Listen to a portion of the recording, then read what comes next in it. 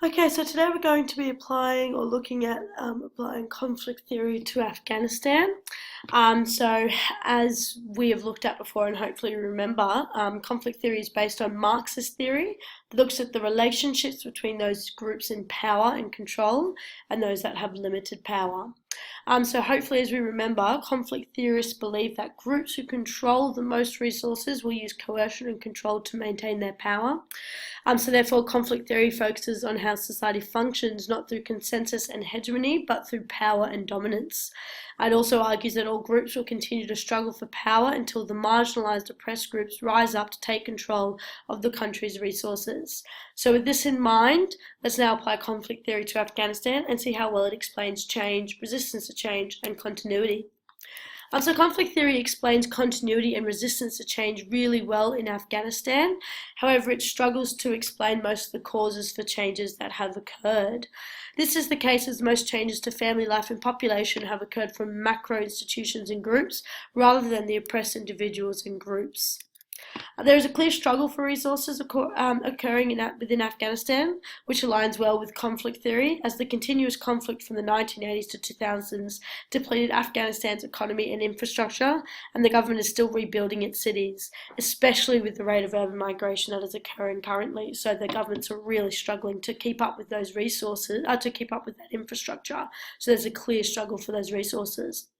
So therefore, conflict theory explains the causes and outcomes of continuity and resistance to change really well in Afghanistan, as, however, it struggles to explain those changes. So we're going to focus on the continuities first, and then we'll look at how conflict theory struggles to explain changes.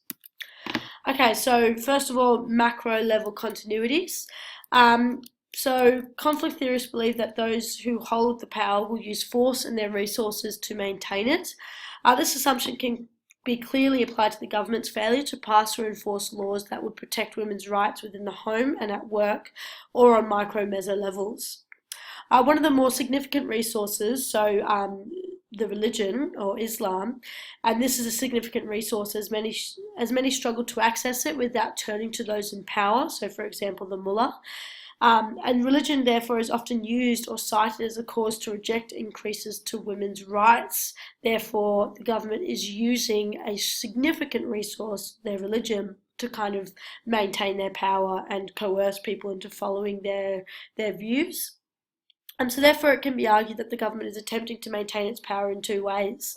Firstly, as we know, the national Afghan government relies on its rural ties to ensure support and to continue a level of influence in rural areas. And therefore then not introducing or kind of limiting the change that they bring about is a way to maintain that power by not pissing off their rural ties. So secondly, the government is mostly made up of the patriarch, as 73% of government seats are filled by men, many of whom are also Pashtun. So thus they occupy the traditional power structures in Afghanistan. Therefore, conflict theory would argue that the government's inaction is evidence of them maintaining their power as a means to try to continue that oppression of those with less power. Okay, so now we're going to look at meso-level continuities. So as we know, there is a continuing struggle for women to gain meaningful employment in several areas. There's only 15% of women nationally are employed in Afghanistan. This is especially the case for women trying to gain meaningful employment outside of paid domestic and traditional female work. So for example, like house cleaning, nursing or teaching. This is especially the case in places of work like media and government, as despite laws being brought in to enhance female work opportunities in these areas, women still really struggle to get a hold in careers in these kinds of professions, so within media and government. So women in media struggle to hold public positions, partly due to the restrictions in hiring women brought on by their employees, as many employees don't want women in the front, like at the front of cameras, so in TV shows or in news, they don't really want women there. But also because women in public careers consistently receive death threats from other men, who are sometimes family members as well. So women are very underrepresented in media in Afghanistan. And even though there is a quota for women in government in Afghanistan at 25%, which as we know is consistently beaten, as they currently have 27% of seats filled by women, there has been and still continue to be significant struggles for women to maintain their seats in government. In 2013, there was a draft proposal to remove or weaken the quota that passed the lower house in Afghanistan. It hasn't currently passed the upper house, but it's still potential to be reintroduced or passed again. Additionally, several women in Afghanistan within the government have been assassinated, and several others receive frequent death threats. So it's a continuous struggle for women to maintain and hold their seats in government. Lastly, girls' schools are frequently under attack by insurgent groups and radicalists. From 2007 and 2008 alone, 673 girls' schools were destroyed, many of which are still yet to be reopened. So most of the groups objecting changing rights and laws for women stem from members of or associates with conservative traditional groups, like the Jirga and the Taliban. Thus, many of the radical changes have been heavily resisted due to significant power groups, which again aligns with the conflict theorist assumptions that those in power will work to maintain it. Okay, so last we're going to look at those micro-level continuities and how conflict theory applies to it. So as we know, men continue to hold most of the power within their families due to the patriarch, and many of them use their resources available to them to maintain their control. This can be mostly seen through, unfortunately, the domestic violence in Afghanistan, which continues to be a significant issue and has also increased. So from 2008, 87.2% of women had experienced some form of domestic violence, which came from mostly their partners, but also from their fathers-in-laws and sometimes their sons. In 2011 and 2013, there were 240 cases of honour killings reported to the Human Rights Commissioner in Afghanistan, and take in mind that those were the ones that were reported. There were obviously a lot more that went unreported as well. Acid attacks also continue to be a very common occurrence in Afghanistan, and they're constantly used as a means to control women's behaviours and movements, as many women who have received these acid attacks have been women who are potentially not wearing the right clothing or have been seen walking out on the street without men. So all of these kinds of levels of violence are evidence of resistance to changing rights and freedoms of women in Afghanistan, as they have increased since changes to women's rights were brought in. In combination with this, the majority of these instances are carried out by male family members, and therefore conflict theory really aligns with this kind of form of resistance to change, as the men in these societies, who are mostly family members, are using their resources to maintain their control of the women and therefore maintaining their power and the resources within the family. Okay, so now we're going to look at where conflict theory struggles to explain change in Afghanistan. So as we know, conflict theory believes that change is rapid and transformative, and believes that the oppressed are the catalysts for change. However, this is not necessarily the case in Afghanistan, as whilst there have been some movements by youth and women, mostly at this stage they have been fairly limited, and we're going to look at why that is as well.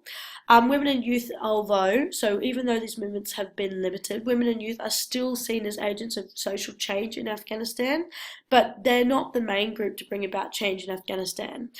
So as we know and have looked at, most changes in Afghanistan have been brought about by macro institutions. So firstly the Taliban, then the US government, and now the Afghan Democratic Government. And as we know, these are the groups that have significant power within Afghanistan, and therefore that challenges conflict theory, as we know conflict theory states that change should be brought about by those that are oppressed, not those that have power. And it also argues that those in power will use their power to maintain it, but we are seeing some elements where those in power are actually using their resources to disperse power to all the groups within Afghanistan. So in addition to this, conflict theory struggles to account for cultural expectations, the norms, power structures, and traditions that make it very difficult and complex for marginalised, oppressed groups to fight for change. So therefore, it really struggles to explain why these oppressed groups are not fighting for change, and therefore it struggles to explain that change once again. In addition to this, the lack of technological infrastructure and freedom of movement is also, as well as the mostly dispersed Afghan population, as we know many of them live in rural areas, and these rural areas are sometimes kind of bordered off by mountains and desert land. which is making organised opposition extremely difficult. And again, conflict theory really struggles to explain this, or at least account for this. Greater infrastructure and urban migration has enhanced the oppressed group's ability to protest. However, because of this aforementioned entrenched patriarchal views and cultural values and norms, and the continuing centrality of family, makes public resistance very difficult for individuals. And therefore, this is again another reason why these oppressed groups are not fighting up and bringing about change. And again, conflict theory really struggles to understand it. And it is these cultural standards and patterns of change that conflict theory fails to account for or explain. And that's why conflict theory has significant weaknesses. All of these reasons are why it has significant weaknesses in explaining the changes that are and have occurred in Afghanistan. Okay, so we're going to go into it a little bit deeper and look at other aspects of where it struggles as well.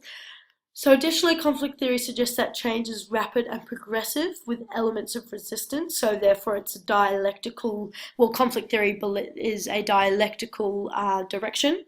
However, Afghanistan's change has been gradual and somewhat evolutionary in the terms of the changes that are occurring can probably be seen to be irreversible, especially with the changes to women's education and urban migration. These are changes that are going to be they're going to struggle to kind of change or go back from. And so therefore these changes, because it's not happening concurrently on micro, meso, macro levels, and because it's not happening really quickly, it's not really rapid or transformative, which conflict theory believes change should be.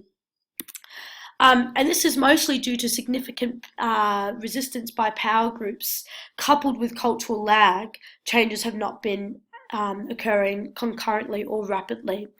And as we've kind of seen, macro changes are only now becoming evident in the micro world rather than it happening concurrently. So what if conflict theory was accurate in terms of explaining changes that have occurred, we would have seen the ousting of the Taliban and the bringing about of changes to women's education and changes to women in work would be happening concurrently. So therefore, the changes in those laws would see and bring about the mass introduction of female education and female employment, and we would see rapid increases into women's education. So we wouldn't just be seeing 27% of women in school, we'd be seeing 50 to 60% of girls in school.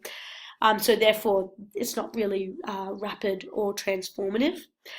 And we can also see, especially with those increasing domestic violence rates and significant resistance, which is leading to deaths for a lot of women in Afghanistan, these changes have not always been beneficial for those that are being oppressed. And as we know, conflict theory believes that the focus of change is to challenge the power structures and institutions in place. However, because of the significant resistances that are occurring in Afghanistan by these power groups, and in addition, the kind of significant struggles that these oppressed groups, so both youth and women, have in bringing about mass protest or organised resistance to those in power, changes in Afghanistan have been more focused on changing the values, judgments, and preconceptions that underpin Afghan society, which is cultural change. So it's been more gradual, whereas conflict theory really does focus on that social change. These two reasons, really, the lack of access to change, the significant resistance to change by these power groups, the struggles of those being oppressed to bring about and force change, as well as just the kind of environmental makeup of Afghanistan. These are the reasons why conflict theory struggles to explain changes in Afghanistan, but really explains continuities and resistance to change very well. So as you go through your notes, make sure that you do record reasons why conflict theory explains resistance to change and continuities really well, but struggles to explain those changes. So, and make sure in those changes you focus on cultural elements, environmental elements, and those groups in power, and how that kind of shifts the way that changes that are being brought in Afghanistan are occurring.